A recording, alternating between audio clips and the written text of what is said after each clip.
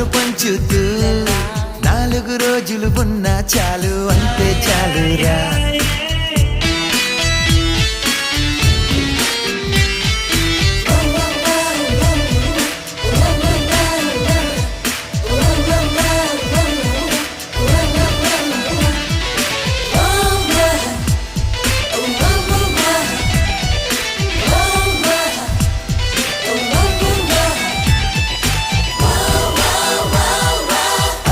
పండుని పొందాలి అంతా ఆనందం, అందిన వెంటనే పంచాలి ఎంతో సంతోషం, అల్లరి పనులే చెయ్యాలి అప్పుడే